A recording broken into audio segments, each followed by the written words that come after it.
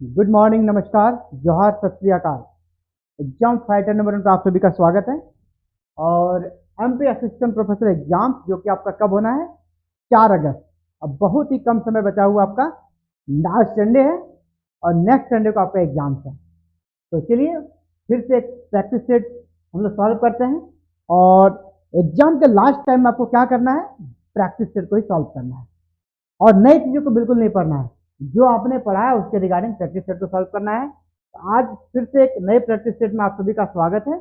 और ये जो प्रैक्टिस सेट है ना, ये हमारा क्या रहेगा, मध्य प्रदेश की जनजातियां, शेड्यूल्ड ट्राइब है ना।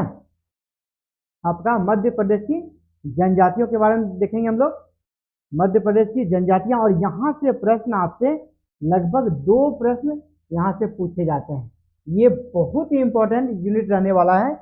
चाहे मध्य प्रदेश का कोई भी एग्जाम दें, अगर सिलेबस में आपका मध्य प्रदेश जीके है ना, जिस प्रकार पेपर 1 में आपका मध्य प्रदेश जीके है, अगर सिलेबस में एमपी जीके है तो वहां पे आप मध्य प्रदेश की जो जनजातियां हैं है ना, उसको कर ही जाएं, है ना। शेड्यूल्ड ट्राइब जो है वहां पर मध्य प्रदेश की अनुसूचित जनजाति, शेड्यूल्ड ट्राइब, ठीक है, उसको आप कर ही जाएं, क्योंकि यहाँ से आपसे 2 प्रश्न की गारंटी है। यहाँ से लगभग आपको 2 प्रश्नों की गारंटी है। 2 प्रश्न आपको यहाँ से मिल जाएंगे। पिछले एग्जाम्स में भी जनजातियों से रिगार्डिंग 2 प्रश्न आए थे 9 जून के एग्जाम्स में। तो फिर से आप इसको करके जाएं। हो सकता है जो प्रैक्टिस सेट दे रहा हूँ आपको यहाँ से ही डायरेक्ट प्रश्न लग जाए, क्योंकि आप भी देखेंगे प्रैक्टिस सेट में मैंने वैसे प्रश्नों को शामिल किया जो प्रीवियस ईयर किसी न किसी एग्जाम्स में आए हैं, है ना। तो चलिए प्रैक्टिस सेट को सॉल्व करते हैं। चलिए, और ये प्रयास करना है, एक नोटबुक लेके बैठे कि मेरे बताने से पहले आप आंसर कर पाए। आपका ये प्रश्न है कि मेरे बताने से पहले आप आंसर कर पाए। तो चलिए प्रश्न पे आते हैं। तो सबसे पहला प्रश्न आप सभी के लिए आ गया है। ये सबसे पहला प्रश्न आप सभी के सामने दिख रहा है सबको अच्छे से? जी हाँ, दिख रहा है। प्रश्न है आपका, जो क्वेश्चन है वो आप पहले इसको पढ़ें एक बार, फिर ऑप्शन पे जाएं और अपना आंसर कॉपी में नोटबुक में लिख लें। और उसके बाद मैं बताऊं, फिर आप बाद में मैच करना कि आपका कितना परसेंट आ रहा है। आपका स्कोर 80% से ज़्यादा होना चाहिए, है ना। मैं जितना भी प्रश्न दे रहा हूँ उससे आप 80% निकाल लें। अगर आपका स्कोर 80% से ज़्यादा है, इसका मतलब आपकी तैयारी अच्छी है, आपके सिलेक्शन के चांस ज़्यादा है, आपके सिलेक्शन के चांस ज़्यादा, 80% से एबव आपका चाहिए। Which tribe of Madhya Pradesh is the largest tribe in Asia? Which tribe of Madhya Pradesh is the largest tribe in Asia? Madhya Pradesh की कौन सी जनजाति एशिया की सबसे बड़ी जनजाति है? सिर्फ मध्य प्रदेश की ही नहीं, एशिया की सबसे बड़ी जनजाति है। पूरे एशिया में जितनी जनजातियां हैं सबसे ज्यादा उनकी आबादी है। कौन है? उरांव, गोंड, भील या फिर बेगा। 1 नंबर पे आबादी में है एशिया में। वो जनजाति कौन है? हमारा भील। कौन है? हमारा भील। तो ऑप्शन सी, यहाँ पे बी है लिखा हुआ, लेकिन ये आपका बी ऑप्शन हो जाएगा और ये आपका C. Option C is right answer. तो आपको किसके साथ चलना है? भील के साथ, ऑप्शन सी के साथ। चलिए नेक्स्ट क्वेश्चन। नेक्स्ट क्वेश्चन, आज संडे है इसलिए हम लोग पहले ही आ गए हैं प्रैक्टिस सेट में। हो सकता है शाम को फिर से आपको एक नया प्रैक्टिस सेट मिल जाए, ताकि आपकी प्रिपरेशन ज़्यादा अच्छे तरीके से हो सके। और मेरा भी संडे था तो मुझे भी समय मिल गया, मैं आप सभी के लिए कुछ कंटेंट लेके आ पाया हूँ और आज जल्दी ही लेके आ गए हैं। चलिए स्टार्ट कीजिए। दूसरा प्रश्न को पढ़िए आप और आंसर देने का प्रयास कीजिए। The Madhya Pradesh tribal museum is situated in. Madhya Pradesh जनजातीय संग्रहालय स्थित है। कहाँ पे स्थित है ये पूछा जा रहा है। मध्य प्रदेश जनजातीय संग्रहालय कहाँ स्थित है? Tribal museum of Madhya Pradesh, है ना, वो कहाँ लोकेटेड है ये पूछा जा रहा है आपका। तो इंदौर, भोपाल, ग्वालियर या जबलपुर, कहाँ पर है ये आपका भोपाल में। जब भी इस प्रकार का अधिकतर जो कार्यालय है, संग्रहालय है ना, लाइब्रेरी है बड़ा, ये अधिकतर आपको भोपाल में मिलेगा। इस प्रकार के प्रश्नों का आंसर अधिकतर आपका भोपाल होगा, है ना। तो आपको अगर याद नहीं भी आ रहा, कुछ ऐसे प्रश्न आ गया है, आप उसका आंसर जब आप पे करने का तुक्का लगाना, तो तुक्का लगाने के जगह में आप वहाँ क्या करना, भोपाल के साथ जाना है। भोपाल आपका 80% सही होगा, है ना। 80% भोपाल ही होता है इस टाइप से प्रश्नों का आंसर। चलिए अगले प्रश्न पर बढ़ते हैं। क्वेश्चन नंबर थर्ड आपके लिए, निम्नलिखित में कौन सी जनजाति पिथौरा कला के लिए जानी जाती है? एक कला है जिस कला का नाम क्या, पिथौरा। कौन सी जनजाति पिथौरा कला के लिए जानी जाती है? पिथौरा कला के लिए कौन सी जनजाति जानी जाती है? पुरुष, भील, कोल या फिर चेटिया? पिथौरा कला, तो मध्य प्रदेश में जो पिथौरा कला है उसके लिए जानी जाती है आपकी जनजाति, वो भीली है। ठीक है, भीलों का एक पर्व होता है पिथौरा। भीलों का एक पर्व है जिसका नाम क्या है, पिथौरा। तो पिथौरा पर्व के अवसर पर ये क्या करते हैं, घरों के दीवारों पर इस प्रकार की पिथौरा चित्रकारी करते हैं। पिथौरा इनका पर्व होता है, किनका, भीलों का। तो इसी पर्व के उपलक्ष्य पर ये दीवारों पर चित्रकारी करते हैं घर के, जिसको कहते हैं वॉल पेंटिंग है, ये दीवारों पर चित्रकारी करते हैं और उसी चित्रकारी का नाम है पिथौरा कला, और ये भीलों से संबंधित है। Option B is right answer. चलते हैं नेक्स्ट क्वेश्चन की ओर। अगला प्रश्न आपके लिए, चलिए ये आ गया अगला प्रश्न, दिख रहा है। Which tribe of Madhya Pradesh believe themselves to be originally a martial Rajput? Martial Rajput tribe and belongs to Malwa.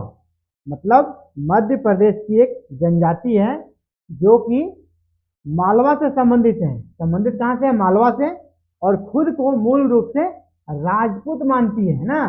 खुद को मूल रूप से क्या मानती है, राजपूत, कि हम राजपूत हैं। इस प्रकार की कौन सी जनजाति है जो मालवा में निवास करती है और खुद को राजपूत मानती है?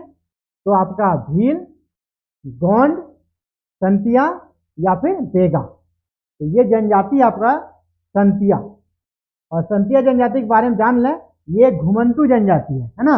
इसको पूरे देश में घूमना फिरना पसंद है, घूमना फिरना इनको पसंद है।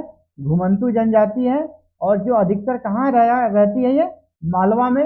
कैसे इसका मालवा मूल स्थान माना जाता है, लेकिन ये विचरण करते रहती है। तो कौन सी जनजाति खुद को राजपूत मानती है? संतिया जनजाति। Option C is right answer. Next अगला प्रश्न आप सभी के लिए, क्वेश्चन नंबर 5। क्वेश्चन नंबर 5 है, श्रीमती दुर्गा बाई,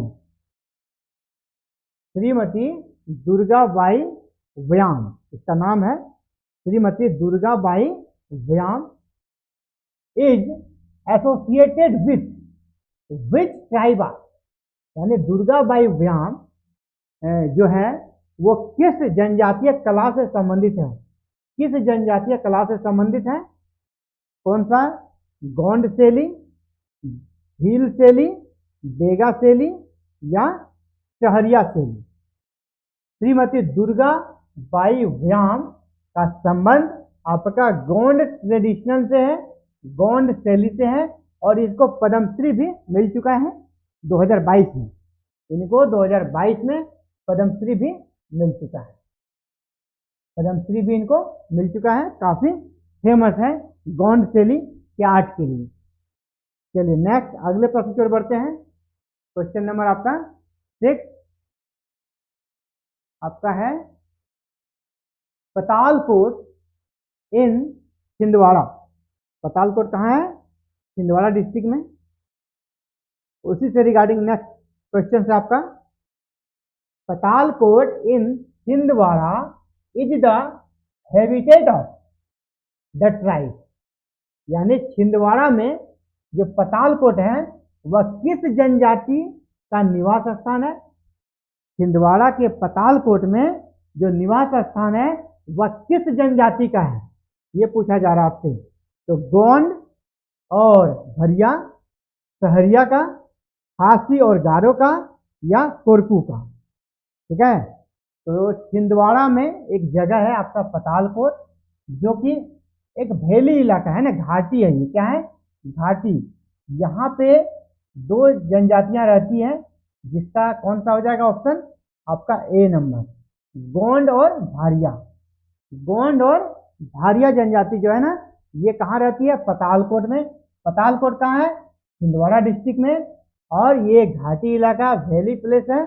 और ये जो जनजातियां रहती है ना, अभी जो बहुत सारी जनजातियां मॉडर्न बन गई है ना, आधुनिक लोगों के साथ रह के, जो जिसको कहते हैं नॉन ट्राइब, उनके साथ रह के उनके जैसा कल्चर को एडॉप्ट कर रही है और धीरे धीरे मॉडर्न कल्चर की ओर बढ़ रहे हैं। लेकिन ये जो यहाँ पर ये जो इलाका है पतालकोट, यहाँ जो जनजातियां निवास करती है वो आज भी वैसे हैं जैसे आज से कह सकते हैं कि 50 वर्ष पहले इनका अस्तित्व था। इनको पूरी तरह ये अपना ओल्ड ट्रेडिशन को बनाए हुए हैं। अगर आपको जनजातियों का सही कर सकते हैं देखना है स्वरूप, तो आप पतालकोट जा सकते हैं, छिंदवाड़ा, और इनको आप देख सकते हैं। इनका कह सकते हैं कि आज भी सारा जो कल्चर है, ट्रेडिशन है, बिल्कुल ओल्ड है, जो प्योर जनजातियों का होना चाहिए वैसा ही है। तो पतालकोट में कौन सी जनजातियां हैं, गोंड और भारिया। ऑप्शन ए आपका सही आंसर हो गया। चलिए नेक्स्ट क्वेश्चन नंबर 7 की ओर। क्वेश्चन नंबर 7, क्वेश्चन नंबर 7 है ये। चलिए दिख रहा है सबको, ठीक है। The Indira Gandhi national tribal university in, है ना, the Indira Gandhi national tribal university से जुड़ा हुआ प्रश्न है ये। The Indira Gandhi national tribal university is in, कहां पर है ये tribal university, Indira Gandhi tribal university कहां पर है, इंदिरा गांधी राष्ट्रीय जनजातीय विश्वविद्यालय मध्य प्रदेश में ये कहां पर है, ये पूछा जा रहा है आपका। Where is located Indira Gandhi national tribal university in Madhya Pradesh. तो कहां पर हो जाएगा आपका, रीवा, अलीराजपुर, अमरकंटक या सतना। ये जो जनजातीय विश्वविद्यालय है आपका इंदिरा गांधी जनजातीय विश्वविद्यालय, ये सेंट्रल है ना, सेंट्रल यूनिवर्सिटी है, सेंट्रल यूनिवर्सिटी है, ठीक है। और इसको एक्ट के माध्यम से बनाया गया है 2007 में, संसदीय अधिनियम के माध्यम से इसको स्थापित किया गया है। और कहां पर स्थापित किया गया है, तो सी नंबर अमरकंटक। अमरकंटक आपका कहां पर है, अगर ये पूछ लिया जाए तो अनूपपुर जिला। अमरकंटक कहाँ है, अनूपपुर जिला में अमरकंटक है, वहीं पर ये जनजातीय विश्वविद्यालय स्थित है, इंदिरा गांधी जनजातीय विश्वविद्यालय। तो ऑप्शन सी आपका सही आंसर होगा, अमरकंटक। चलिए अगले प्रश्न से बढ़ते हैं, क्वेश्चन नंबर 8। ये है आपका क्वेश्चन नंबर 8। उम्मीद करता हूं आपको दिख रहा हो, क्लीन दिख रहा है ना, ठीक है। The only tribal sport, the only tribal sports school of Madhya Pradesh is situated at, एकमात्र मध्य प्रदेश का जो आदिवासी स्कूल है, मध्य प्रदेश का एकमात्र आदिवासी खेल स्कूल, कौन सा स्कूल है, खेल स्कूल। कैसा, आदिवासी खेल स्कूल, कहाँ स्थित है, सीहोर, झाबुआ, अलीराजपुर या इंदौर।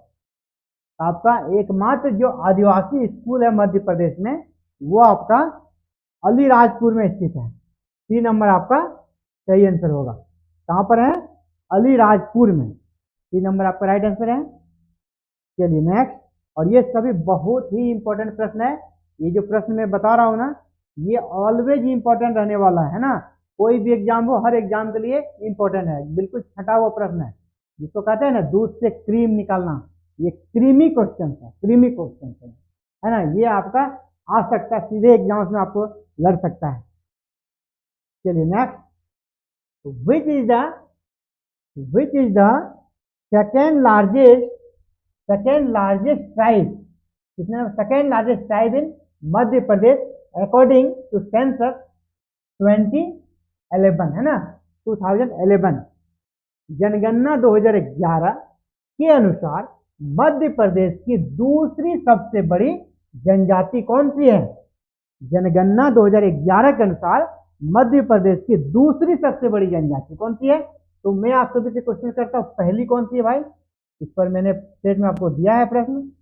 मध्य प्रदेश की सबसे ज्यादा आबादी जो है किस जनजाति की है, फर्स्ट में किसका स्थान है, 1 नंबर पे, वो आप कमेंट करके बताएं।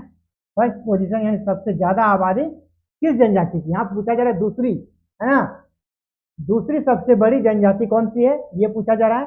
तो पहली कौन सी है वो आप बताएं हमको कमेंट में, क्योंकि इस पर मैंने क्लासेस भी लिया है और मैंने इस पर प्रैक्टिस सेट भी आप सभी को सॉल्व कराया है। तो पहली कौन है वो आपको बताना है। यहाँ पर दूसरी मैं बता रहा हूँ, दूसरी गोंड है। दूसरी कौन है, गोंड। गोंड जनजाति 2 नंबर पे है, सबसे ज्यादा आबादी में 2 नंबर पे गोंड है हमारा। चलिए आगे बढ़ते हैं अगले प्रश्न की ओर। क्वेश्चन नंबर आपका 9 आ गया। विच इज द, सेम है ये, है ना, इसको वही सेम क्वेश्चन आ गया। ये आपका क्वेश्चन हो गया, अनुसूचित जाति और जनजाति, अनुसूचित जाति और अनुसूचित जनजाति अत्याचार निवारण अधिनियम 1989 में कुल कितनी धाराएं हैं। चलिए ये तो आपका एक्ट से क्वेश्चन आ गया। इनके प्रोटेक्शन के लिए एक्ट बना हुआ है और वो एक्ट कब बना था, 1989 में। और जिस एक्ट का नाम है आपका एसटी और एसटी के प्रोटेक्शन के लिए बनाया गया था, तो अनुसूचित जाति और अनुसूचित जनजाति अत्याचार निवारण अधिनियम 1989, 1989 में कुल कितनी धाराएं हैं, 18, 22 या फिर यहाँ पे 27। ऑप्शन 1 यहाँ पर आपका छूटा हुआ है। हाँ चलिए ऑप्शन दे दिया मैंने, 18, 22, 23 या फिर 27। ठीक है, कौन सा राइट होगा, 18, 22, 23 या 27। इस अधिनियम में कितनी धाराएं हैं, ये आपका 23 धाराएं हैं, 23। 3 नंबर आपका सही आंसर होगा, 23 धाराएं हैं। चलिए आगे बढ़ जाते हैं। क्वेश्चन नंबर आपका 11, क्वेश्चन नंबर 11 आ गया। ठीक है, अनुसूचित जाति तथा अनुसूचित जनजाति को किस अनुच्छेद के तहत, यानी संविधान के किस आर्टिकल के तहत, यह अनुच्छेद संविधान का है, किस अनुच्छेद के तहत मौलिक सामाजिक, आर्थिक, राजनीतिक और सांस्कृतिक अधिकार दिया गया है ना। यानी अनुसूचित जाति और जनजातियों के लिए कौन सा मौलिक अधिकार दिया गया है, अनुसूचित जाति और जनजातियों के प्रोटेक्शन के लिए कौन सा मौलिक अधिकार दिया गया है जो उसे सामाजिक, आर्थिक और राजनीतिक तथा सांस्कृतिक रूप से प्रोटेक्ट करती है। ये कौन सा आर्टिकल है हमारे संविधान का, 20, आर्टिकल 20, आर्टिकल 19, आर्टिकल 18 या आर्टिकल 17। मूल अधिकारों को अगर आपने पढ़ा होगा इंडियन पॉलिटी में, तो आप इसका आंसर आसानी से कर पाएंगे। जो हमारा आर्टिकल 17 है ना, वो क्या है, अस्पृश्यता का अंत, अनटचेबिलिटी को एंड कर दिया गया है। छुआछूत जो था उसको अपराध घोषित कर दिया गया है आर्टिकल 17 के तहत, है ना। जो पहले अनुसूचित जाति और जनजातियों के साथ भारतीय कह सकते हैं संविधान के लागू होने से पहले जो भेदभाव किया जाता था, अनटचेबिलिटी देश में था, छुआछूत की प्रथा थी, उसको इसी के तहत समाप्त किया गया आपका आर्टिकल 17 के तहत। तो राइट आंसर आपका क्या हो जाएगा, बी नंबर, आर्टिकल 17। चलिए आगे बढ़ जाते हैं और क्वेश्चन नंबर आपका 12 आ गया। ये क्वेश्चन नंबर 12 है। चलिए ठीक है, दिख रहा है सभी को, ठीक है, दिख रहा होगा।